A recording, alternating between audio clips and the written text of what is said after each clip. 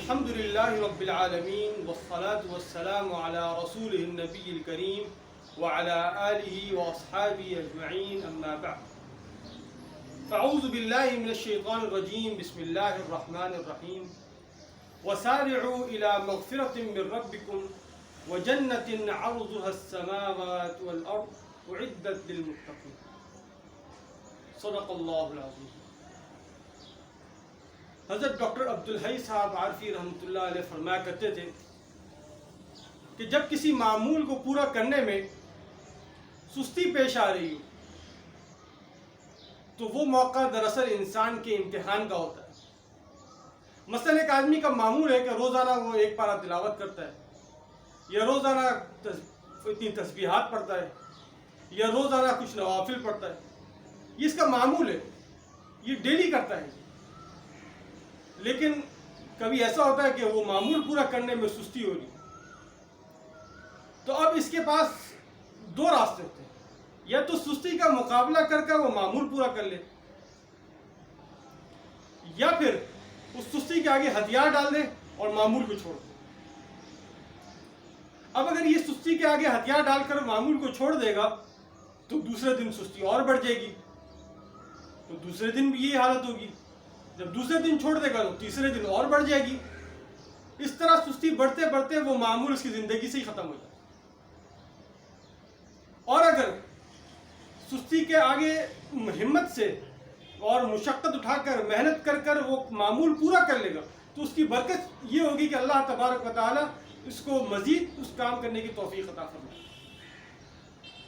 حکیم محمد مولانا اشرف علی تھانوی رحمۃ اللہ علیہ فرمایا کرتے تھے تصوف کا حاصل ہی یہی ہے کہ جس وقت اطاعت کرنے کا تقاضا پیدا ہو رہا ہو, دل چاہ رہا ہو, تو اس وقت فوراً تقاضا پورا کرے اور اطاعت کر لے. اور سستی اگر اس کے مقابلے میں ہو رہی ہے تو سستی کو چھوڑے اور اطاعت کو کرے.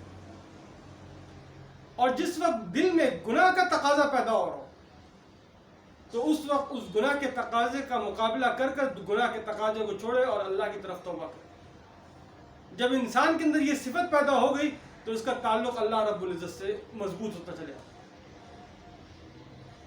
اللہ تبارک و تعالیٰ نے انسان کو اشرف المخلوقات بنایا, اس کے اندر بڑی عجیب صلاحیت رکھی. یہ جس کام میں لگ جاتا ہے وہ کام پھر پورا کر لیتا ہے.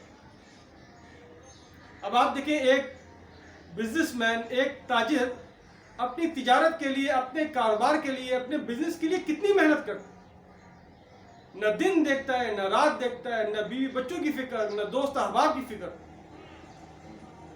اس کا سارا فوکس, اس کی ساری محنت اس بات پر ہو رہی ہوتی ہے کسی طرح میرا کاروبار چل جائے اور کاروبار سے منافع آنا شروع ہو. اس کے لیے ہر قربانی دینے کے لیے تیار ہو.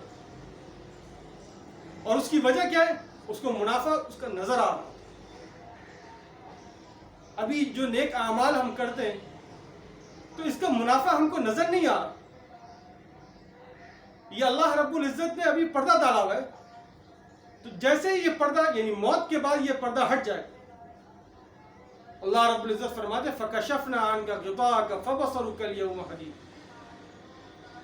جس وقت یہ پردہ ہٹ جائے گا تو جو اعمال نیک اعمال کیے تھے ان تمام نیک اعمال کا صلہ مل جائے گا. نظر آ جائے گا کہ بھائی سبحان اللہ کہنے کا کتنا ثواب, الحمدللہ کہنے کا کتنا ثواب, اللہ اکبر کہنے کا کتنا ثواب, تلاوت کرنے کا کتنا ثواب ہے, نوافل پڑھنے کا کتنا ثواب. ان کا ثواب تو ابھی نظر نہیں آ رہا نا, تو اس لیے ہم شیطان کی باتوں میں آ گئے. پھر فرمایا حضرت نے کہ جس طرح شیطان انسان کو, نفس انسان کو بہلا پھسلا کر اس کو اعمال سے دور کرتا ہے, اسی طرح انسان کو بھی نفس کو بہلا پھسلا کر اعمال کی طرف جانے کی کوشش کرنی چاہیے. ایک دم یہ نہیں کہتا کہ یہ کام نہیں کرو. نفس کہے گا بھائی یہ کام چھوڑ دو, یہ آج چھوڑ کر آج تھکے ہو کل کر لے گا. پھر اپنا ایک واقعہ سنایا.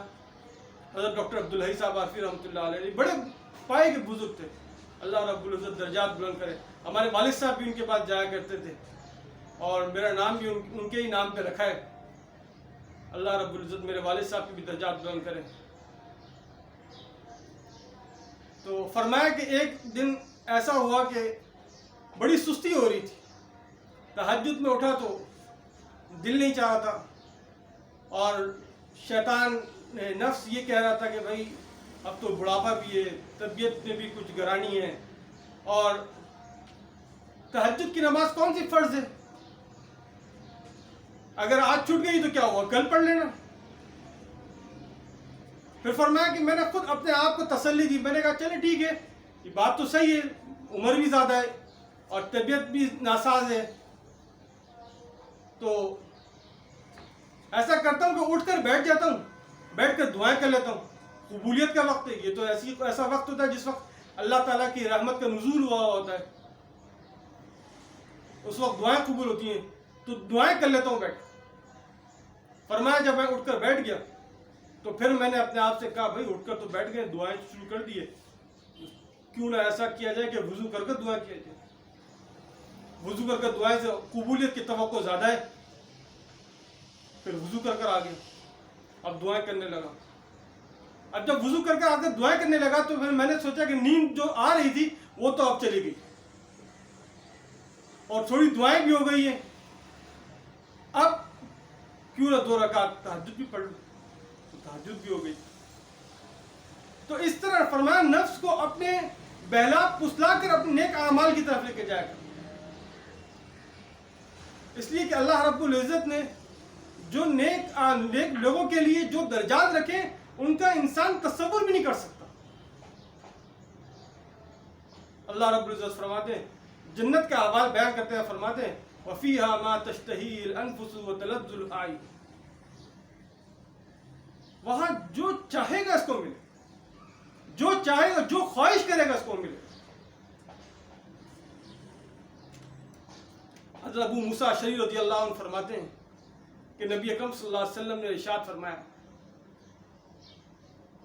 ان فی الجنت جنتین من فضہ، کہ جنت میں 2 درجات ایسے ہیں جو پورے چاندی کے، آنیتہما وما فیہا، اس کے برتن، اس میں جو چیز ہے سب چاندی کی ہے. اور پھر فرمایا کہ ان فی الجنت جنتین من ذہب،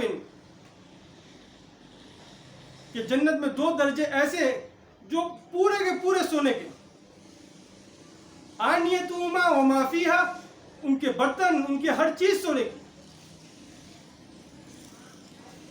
یہ کس کے لیے بیان، کس کے لیے بنائے؟ یہ نیک لوگوں کے لیے بنائے.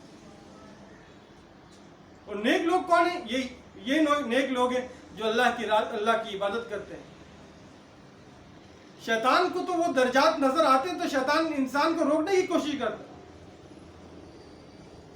انسان کو بہلا پسلا کر ان اعمال سے دور کرتا ہے جن سے اللہ راضی ہو. اللہ رب العزت نے یہ جنت انسان کے لیے تو بنائی ہے، نیک لوگوں کے لیے تو بنائی ہے. اللہ رب العزت ان باتوں پر عمل کرنے کی توفیق عطا فرمائے. وآخر دعوانا الحمدللہ رب العالمین.